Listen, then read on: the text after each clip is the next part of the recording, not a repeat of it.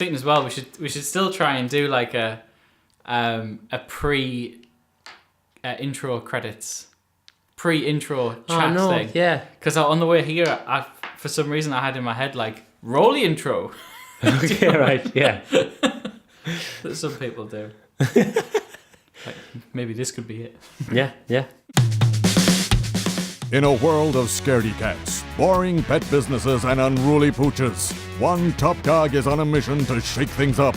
He's transformed himself from a lone wolf who couldn't control a couple of chihuahuas into the UK's leading and most respected pack leader.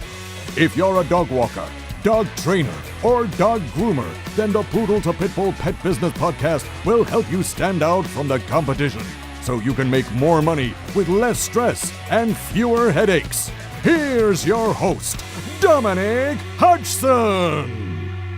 Hello, me bonny Bens, and welcome to episode 23 of the Poodle to Pitbull Pet Business Podcast. That's the only reason I'm here. to fill in that. And I can't even do that very well. Thanks for joining me, Alex. You could have at least tried to make it sound like my voice as well, yeah? Well, we'll try that one more time. Ready? Hello, me bonny Bens, and welcome to the Poodle to Pitbull Pet Business Podcast. It's episode 23. Oh, come on, Alex. That's what I was going to do. Read my mind. So, it's been a couple of weeks since we've seen each other. It has. We've had a tremendously busy summer here at PLDA, Pack Towers. And we've had dogs staying, and we've both been deep in book writing mode, which is something that we're going to talk about on the next podcast, Alex. Mm-hmm. But something really nice, what happened to me, or I was a part of, was my sister got married. Of course, yes. I saw them. So my little sister, our Carmel, got married in mid-September, and we had a wonderful time. It was a really fab day. It's felt like it's been coming for, years. These things are in the planning stage for a long time, aren't they? Yeah, for sure. We should probably talk a bit about planning maybe another time. But it was a lovely. I really enjoyed it because obviously it was just nice to see my sister getting married, and to see her looking really pretty and happy and everything. But it was nice to go to an event where I didn't have to do anything. Yeah. All that was required of me was to just stand and smile for a couple of photos and then just sit and drink some wine and drink wine. Why did you just assume I would be drinking, Alex? I was, by the way. Yeah. Beth was driving, I was drinking, and but I was a very good boy. Yeah, we had a great time. The speeches were fab. My dad did his obviously FOB, Father of the Bride speech, and he did very well. He's not, believe it or not, we polar opposites. My dad's a very shy person, quite emotional. I am neither of those things. And just in case you didn't know by now, dear listener. And yeah, so he nailed it. It was really good. And the groom did a great speech too. There was two best men. And it's a thing these days, I don't know. But there was two best men who both did cracking speeches full of stories about the wild ways of the groom when he was a young'un. And my nephew also did a speech, which was lovely, like welcoming, his new dad into the family. Brilliant, lovely. Which was really touching and had the whole room in, there wasn't a dry eye in the house. So it was absolutely fab. And the other thing which was good as well was the service. It was like, it's actually a long time since I've been to a wedding. So it wasn't like I forgot what happens, but the whole seeing them walk down the aisle and everything, it's a big, what's the word? It's a momentous. Yeah, it is. Yeah, it's a big old thing, and it was good. I'm in no way kind of religious now. Although I was talking to Dave Davies the other day, and he said something about a quote from Bear Grylls, who said that, who also is not religious, but he said, it's amazing how religious you'll find yourself when you're hanging onto the side of a mountain. Yeah. Or you suddenly stop believing in God. I suddenly saw the light. But anyway, for the time being, raised a Catholic, but wasn't not in any way religious now. Don't really believe in God. Think the whole thing's a load of baloney. But anyway, we just lost the American audience. Never mind. Thanks for joining us, folks. But the priest did rather a fab little sermon. What they do during the thing. When he freestyles a little bit. He goes off message, he goes off book, and freestyles it, and he did his little sermon. Yeah. And this priest, actually, I know the guy. He's a good fella. He's the sort of chaplain at Sunderland Football Club. And he was, you might not have seen this, Alex, but in the paper a few years ago, he was the priest who met the current Pope in, was it St. Mark's Square, whatever it is, in Rome.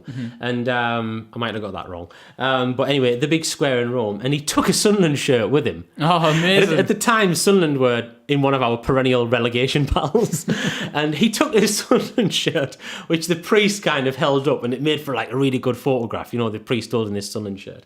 And anyway, it was like we were blessed because we avoided relegation, you know. So like whatever he did, whatever he said, like it worked. You know?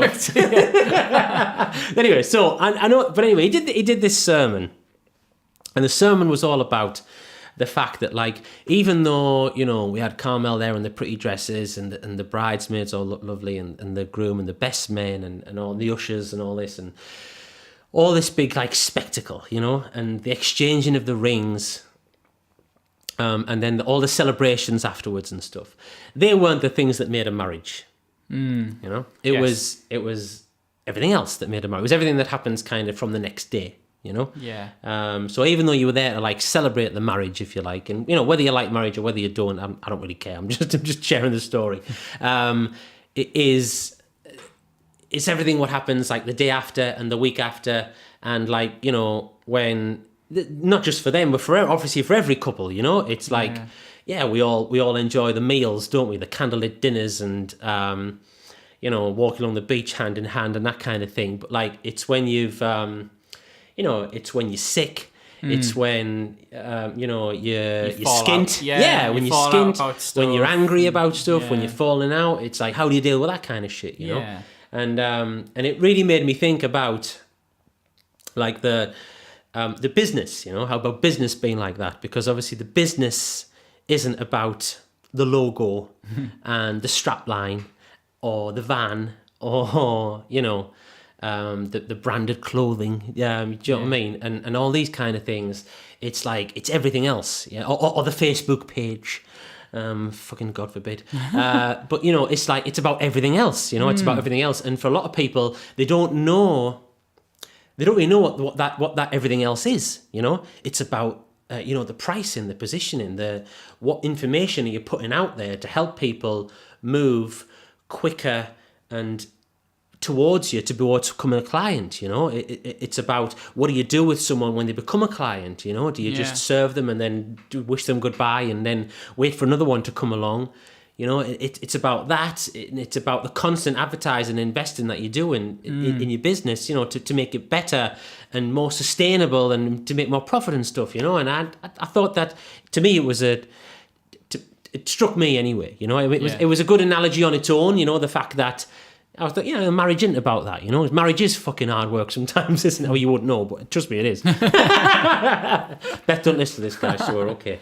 No, but I've been married for like 20 years now, you know. So it's we've had some tough times along the way, you know, some big falling outs. More so like in the early days and stuff, but now we just kind of bicker.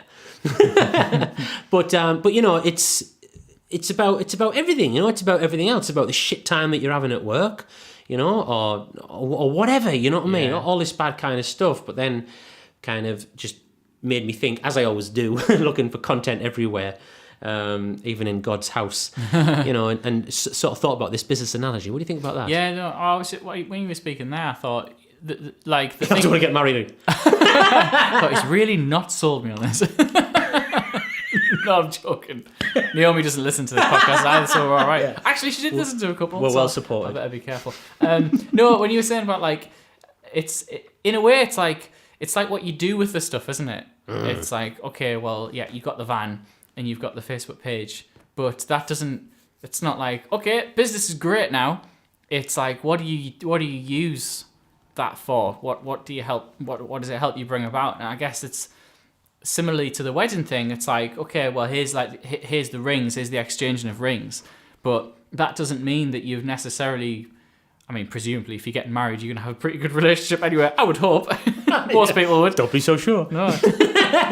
But just because you've exchanged rings doesn't mean that you've got a great, strong relationship and all the rest of it, does it? It's like, okay, well that's the symbol of it, but now what do we do from here? You know, we've got and perhaps people we would use that as a kind of empowerment thing. It's like, right, you know, I've carrying the proof that I'm married now, you know, all the time, and it's very symbolic, isn't it? Yeah. Like you said, there's lots of things that the priests and whoever will go through to kind of symbolize and the signing of the marriage certificate, even. all that yeah, kind of exactly. thing, you know? It's all like it's like it's not the real thing, is it? I mean, obviously, I don't mean to take away from people who No, but yeah, are but it's religious and not stuff the like that, yeah. but like If that's all you're getting into it for, Yeah. or if you think that's what it's all about, you're in for a shock, aren't you? correct, exactly. That's exactly it. Yeah, it's like what happens after that. That's the real. That's the real thing. And it's- Yeah, and I think exactly the that same I mean, business. I joke about it, don't I? Say, you know, you know, running a dog walking business, for argument's sake, is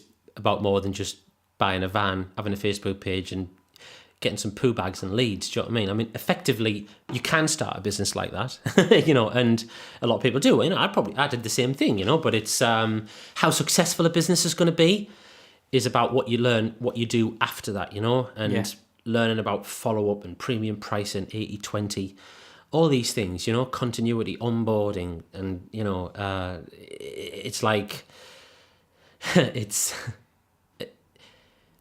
that's ultimately that's where the money is. I think, you know, that's where that's where you're going to build. I'm not even saying you can't get any clients by just having a Facebook page or just having a dog van or a branded T-shirt or a couple of leaflets, whatever. You can for sure, yeah, you know, especially if you get out there and press them into people's hands and stuff, you know, then yeah, you're definitely going to get some clients.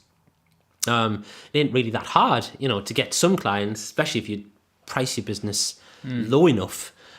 Someone will always take you up on it. But the other stuff is, and this is like, in a way, I think you're almost going down a rabbit hole, you know, with the whole marketing thing, you know, and it ain't for everybody. You know, some people, they're not cut out for it, you know, they're not cut out. It's like the commitment side, isn't it? Yeah, totally. It's the same yeah, with the wedding. yeah. It's like Good one. See what you did there. Don't mention divorce. no, we're not there yet. But yeah, no, you're dead right. It is. It's a commitment, you know, and I mean, you know, you don't have to become like an avid sort of marketing student like what I am, you know, and what I would think you are too. And, you know, we enjoy the marketing, don't we, as well? We enjoy learning about it. It's a challenge, you know, and we fuck it up sometimes and it costs us money. It's an investment. We'd much rather we didn't have to do it, but we're not naive enough to think that, you know, by just doing the same as everybody else does, we're going to get any better results, you know, because you're not, you know, and you don't have to, like I say, you don't have to do everything what I'm doing. You don't have to do podcasts, direct mail, write books, emails, Facebook stuff or whatever, you know, etc., do events, all these kind of different things, you know, but you goddamn need to choose something, you know, you need to find a way, whatever that way is for you to like connect, put yourself out there so that you position in your business as being like different and better than everybody else's, you know, because that's if you're not doing that now, if the only way you're doing that is by fucking around on Facebook, then it's game over, really, I think. Do you think, in your experience, do people not get started with this stuff because they do try and do everything? Do you find that people? I think it's the other way around. Right. I think I think possibly they're so overwhelmed by stuff but procrastination really is the killer, you know? And do you think that's because they think they do need to do like everything, and because it is such a big commitment? Maybe it is. I don't know. I don't because I wouldn't mind if people did something different. Do you know what I mean? Like, you know, if they sent an email and it was a bit crap, or if they sent an email and it was, you know, all pictures and stuff like that, you know, I wouldn't, at least that would be something. Yeah, better than no email. Yeah, it's better than no email at all, you know, or if like they did an event or whatever, or they sent some leaflets out, but they didn't have a very good call to action on it. Well, at least they've tried to do something, you know, but it's just when people say they don't have any time to market their business, or they don't have any time to learn how to market their business, but they evidently do have time to post inane shit on Facebook, or, take part in discussions and they're adding comments and like I wrote an email about it today. I haven't got time to do that in my business. I have far too many things that I want to do to help me to grow my business, to create, to grow the PBIC, to sell events, to create passive income through the books and stuff. These are my priorities. Yeah. And I haven't got time to do it. I haven't got time to sit and comment on a post talking about, like, what's the best harness? Rough wear, Julius Canine, or Perfect Hit? Is raw food better than dry food? Is this better than that? Like, I mean, I have opinions on these things, don't get me wrong, but like, I haven't got any time. I haven't got time to share them with people who it isn't going to add any value to my business. It's not going to be there. No one's going to give a fuck about what I say 2 minutes from now. From you writing that thing. So if you've got time to do that, but you haven't got time to do anything else, well then something's fucked up, isn't it? So it's I don't think it is the fact that there's so much stuff to do. I think it's just the fact that they prefer to maybe take the easy route, or they think that what they're doing is that's how to market the business. Feels like progress, and it feels perhaps somewhat productive, I guess. And actually it's ain't. It ain't. No, it's not even. I'm trying to think of something like with on the wedding analogy. Do you know what I mean? But it's not like it's not even like exchanging the rings or any of this shit. Do you know what I mean? It's like a. I think as well you have to get to a stage. If you're like really serious about growing your business, you have to get to a stage where you are very, very like it's okay to say no to stuff, and that means internally as well. So you said, I don't have time to comment on this like pointless stuff on Facebook, but like you could if you wanted, couldn't you? You totally. You could spend. It might take you 2 minutes to reply to something. But you're at the stage where you appreciate the sort of value of that 2 minutes, but not only just of the time, but of like what happens in your head when you do decide to, okay, maybe I'll piss about on Facebook because it's only a couple of minutes and it's only, I'm just trying to help someone out or like whatever it is. Yeah. But the implications of doing stuff like that go far beyond just losing a couple of minutes, don't they? It's like you say, ultimately, you've kind of got, you're in a way, it's like you don't have control. This isn't like the worst case scenario, but like you don't have control over your own time because your time is getting sort of dictated by this external factor and you're letting it influence what you do in your day. Whereas if you were to be a bit more strict about it and say, okay, I could, take part in this comment thread about the harnesses or whatever it is. And you might sort of take some satisfaction from that. But is it going to grow your business? Like, no. And like you say, there's plenty you could do within that time. You could start writing an email. If you've never done email marketing before, those 2 minutes could give you you could start writing something and get the ideas flowing. And then after, a bit more time, half an hour or something, your first email's there. It takes more time. It's a bigger investment, but like, that email then it almost lasts forever, doesn't it? We were speaking about this before, weren't we? About books and certain videos and things and like assets of your marketing that pretty much like they'll probably outlive you. Do you know what I mean? Like our books are going to be there forever.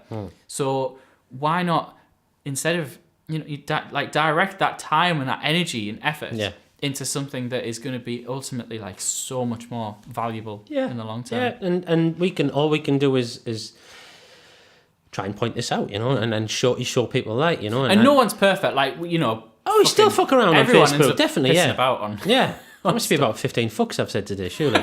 You're doing quite well here, If the podcast wasn't R-rated, it is now. No, absolutely. No, definitely. Wasting time. We waste little bits of time, but I think when I am wasting time, I know I'm wasting time. If I'm posting a stupid picture of me and Derek's balls or something like that, then it's like I'm not doing it. I'm not sitting there saying, well, I wouldn't then turn around and say, well, I get most of my business through Facebook. If I did, I'll be attracting some very strange clients. Yes, different niche. So anyway, so it's something worth thinking about is for your business. It's like, what do you have in place in your business at the moment? Like you probably have a business name, you probably have some clients, You hopefully have a website. You'll have, you might have some kind of branding and stuff like that. But that's like the physical stuff. That's like the hardware almost. But like, what else have you got? Do you have any kind of marketing systems and stuff? Any kind of processes in place to promote your business to the kind of people who you want to have as clients?